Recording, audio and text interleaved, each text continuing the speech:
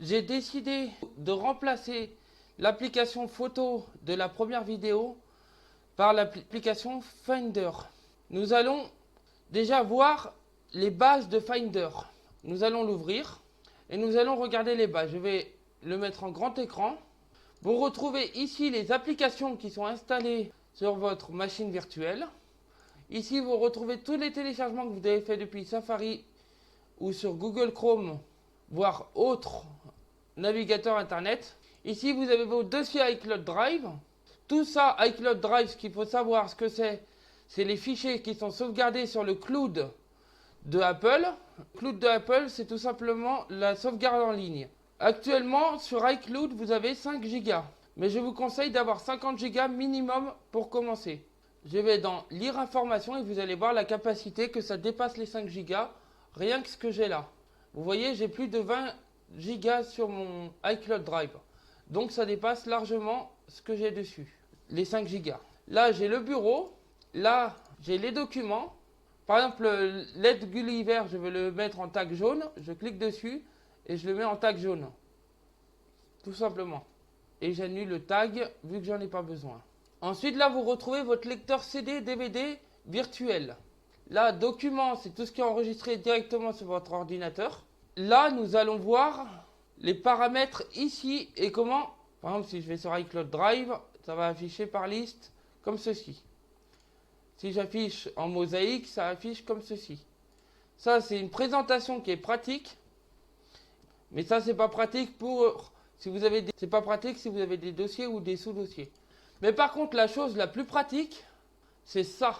Les 4 fenêtres là qui s'affichent. Ça va s'afficher comme ça. Imaginons, je veux ouvrir un dossier, fabrication meuble, clapier. Et là, vous voyez, ça affiche par liste et par colonne. Et ça, c'est super joli, super pratique. Ensuite, vous pouvez très bien classer par nom.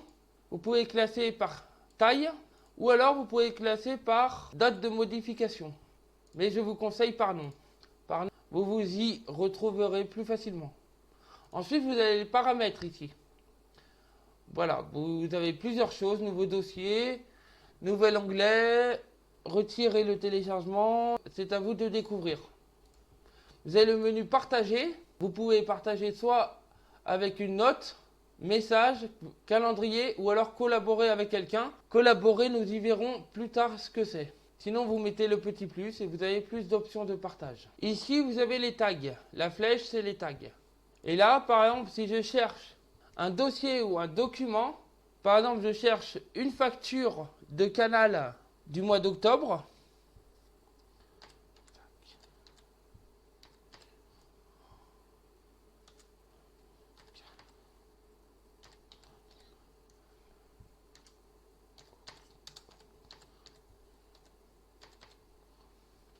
Et là, je retrouve mes factures du mois d'octobre, tout simplement.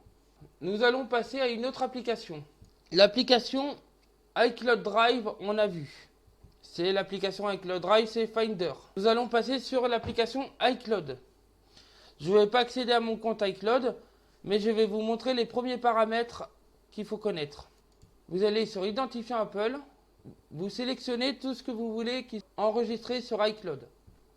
Vous voyez, moi, tout est sélectionné. Je ne vous montre pas comment augmenter la capacité de iCloud.